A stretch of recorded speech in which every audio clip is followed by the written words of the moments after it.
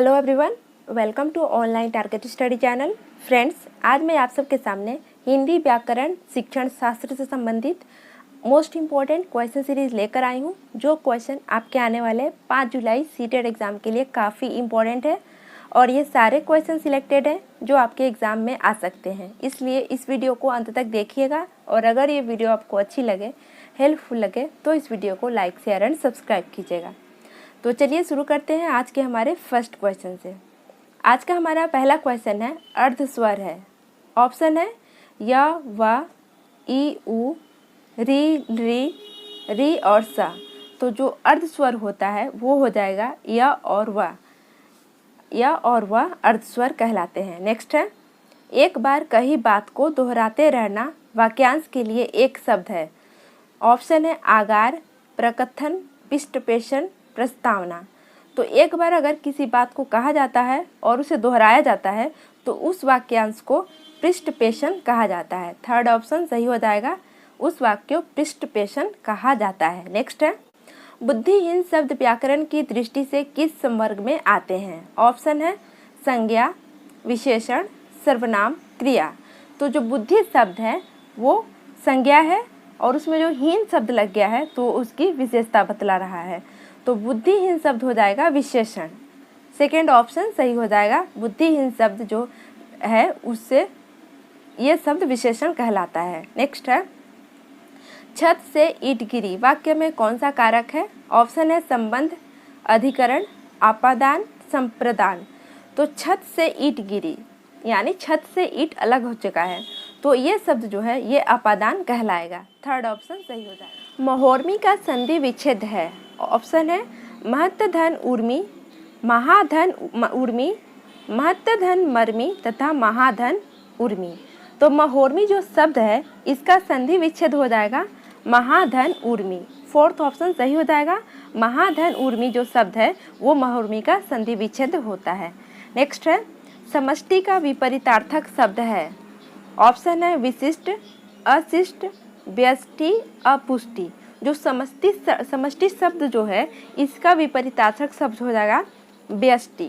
व्यष्टि शब्द समष्टि शब्द का विपरीतार्थक शब्द होता है।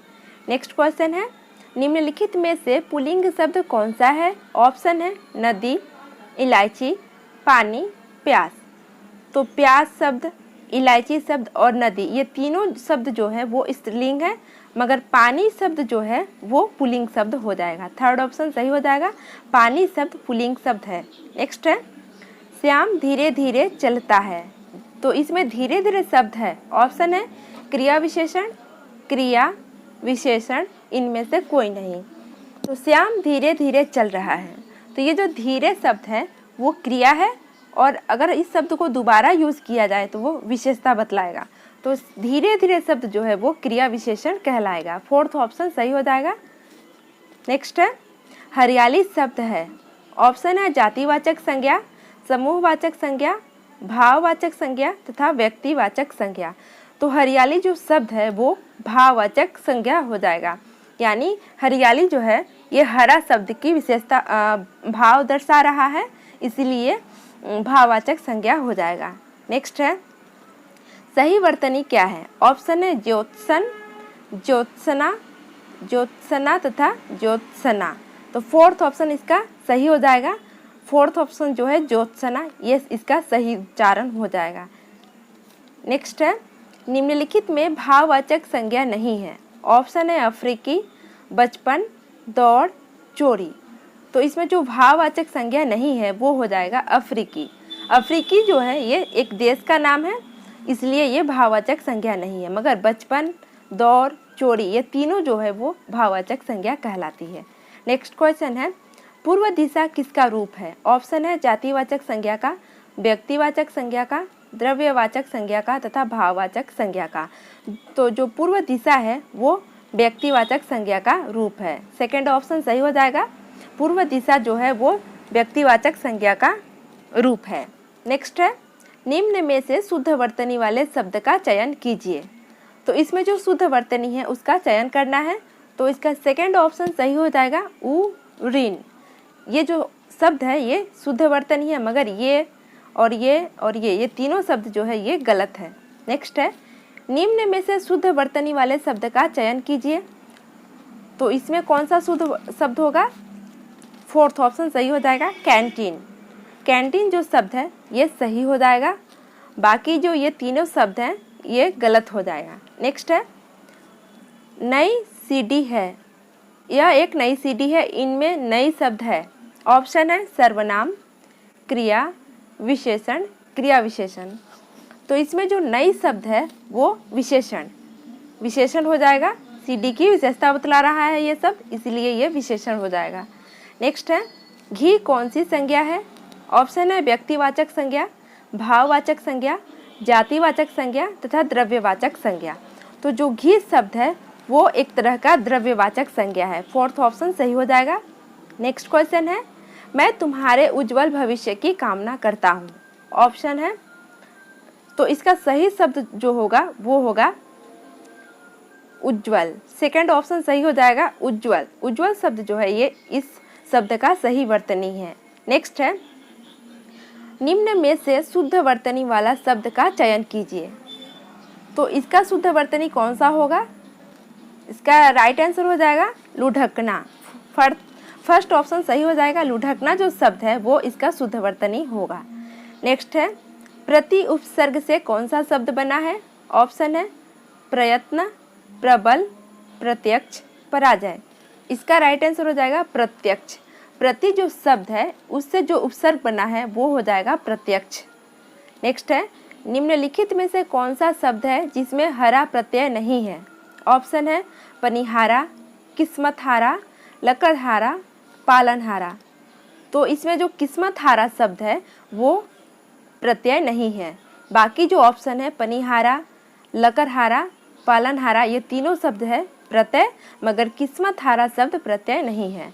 नेक्स्ट है, पापी में कौन सा विशेषण है? ऑप्शन है गुणवाचक विशेषण, संज्ञावाचक विशेषण, सर्वनामिक विशेषण तथा परिणामवाचक विशेषण। तो पापी जो शब्द है इसमें विशेषण जो है वो गुणवाचक विशेषण है। नेक्स्ट है, अति धन उक्ति शब्दों की संधि करने पर शब्द बनेगा। ऑप्शन है अत्योक्ति, अत्युक्ति, अतियुक्ति तथा अति उक्ति। तो इसका राइट आंसर हो जाएगा अत्युक्ति। सेकंड ऑप्शन सही हो जाएगा। अति धन उक्ति शब्द से जो संधि बना है वो हो जाएगा अत्युक्ति। नेक्स्ट क्वेश्चन है, दाता शब्द का स्त्रीलिंग शब्द क्या है?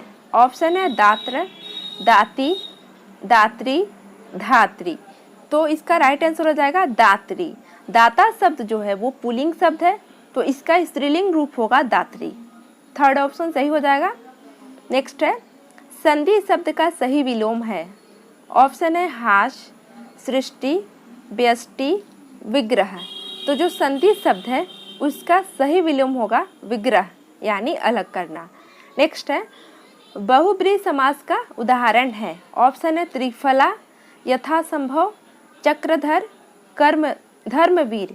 तो जो बहुव्रीहि समास है उसका उदाहरण हो जाएगा चक्रधर। थर्ड ऑप्शन सही हो जाएगा, बहुव्रीहि समास का उदाहरण है चक्रधर।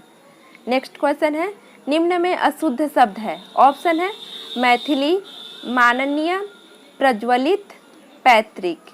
इसका राइट आंसर हो जाएगा माननीय। ये जो शब्द है ये अशुद्ध वर्तनी है, इसलिए ये गलत हो जाएगा। मगर जो मैथिली है ये सही है, प्रज्वलित सही है, पैतृक सही है, मगर सेकंड ऑप्शन गलत हो जाएगा। नेक्स्ट है, निम्नलिखित में से कौन से शब्द में अभि उपसर्ग नहीं है? ऑप्शन है अभ्यागत, अभिमान, अधिपति, अभिभावक।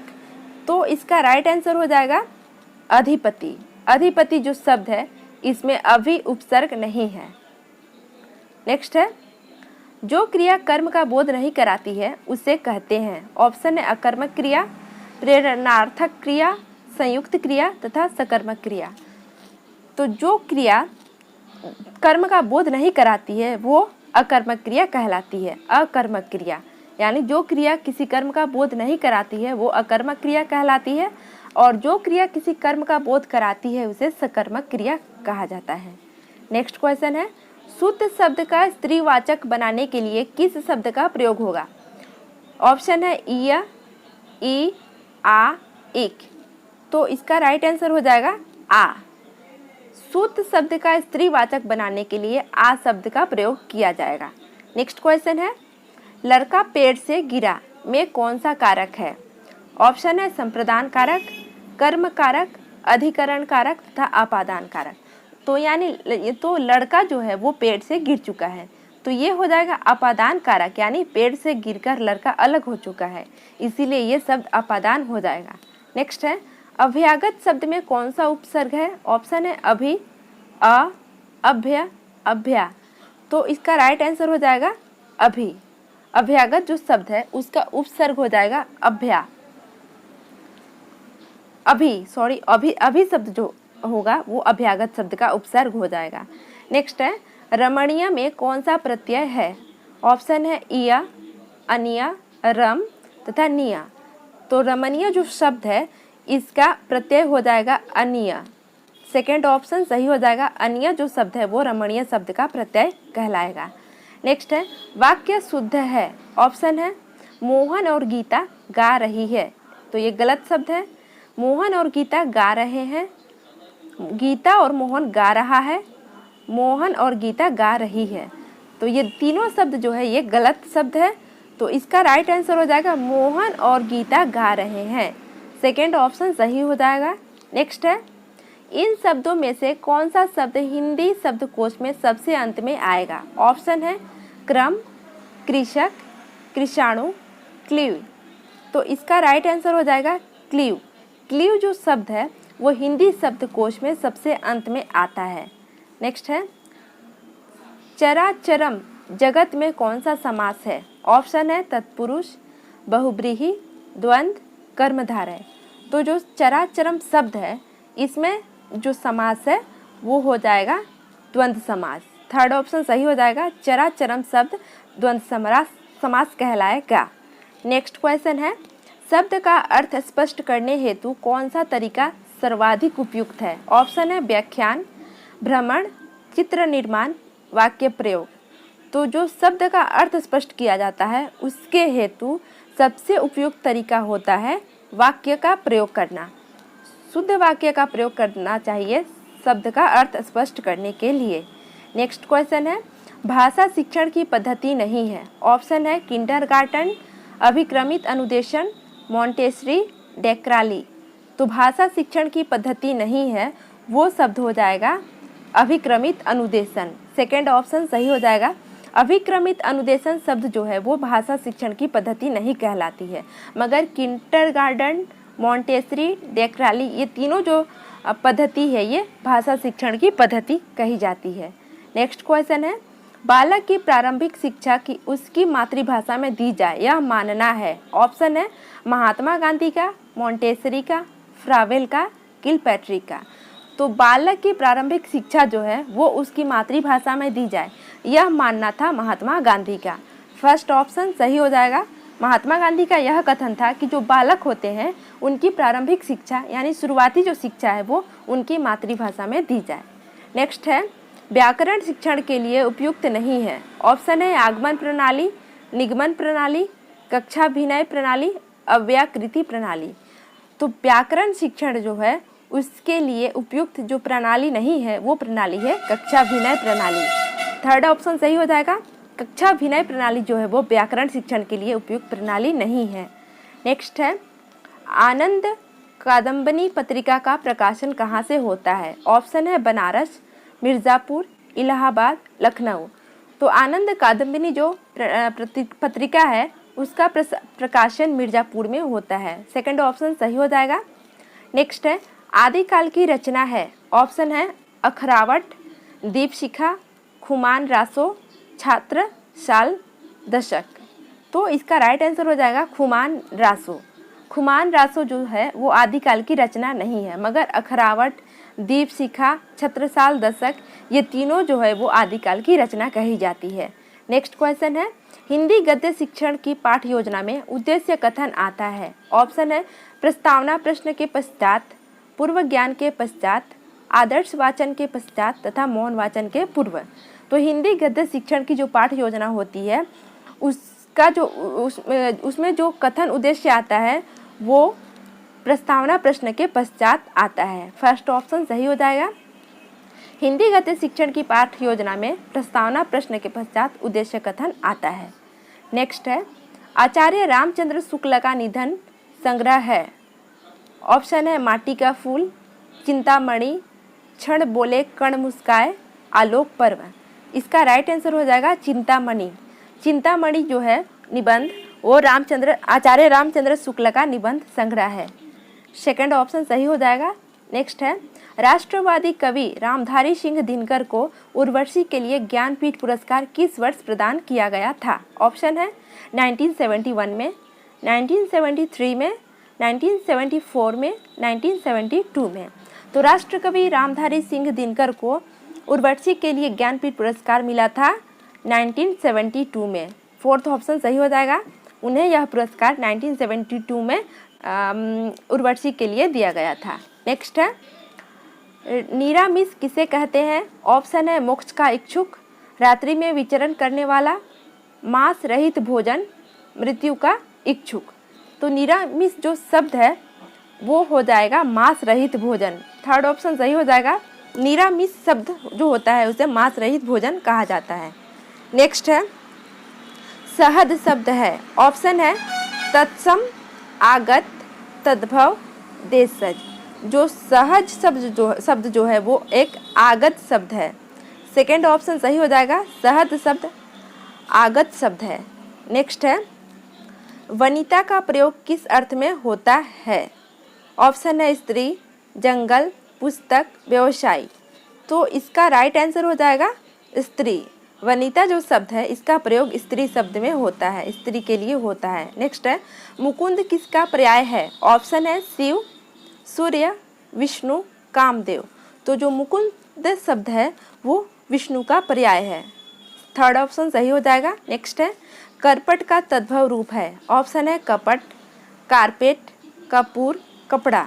तो जो करपट शब्द है ये संस्कृत का शब्द है। इस शब्द का जो तद्भव शब्द होगा वो हो जाएगा कपड़ा। फोर्थ ऑप्शन सही हो जाएगा। आज का हमारा अंतिम क्वेश्चन है निम्नलिखित में वर्तनी की दृष्टि से कौन सा शब्द युग्म शुद्ध है। ऑप्शन है बारात बसंत, बारात बसंत तथा बारात बसंत। तो इसका राइट आंसर हो जाएगा बारात बसंत शब्द जो है वो वर्तनी की दृष्टि से शुद्ध शब्द है।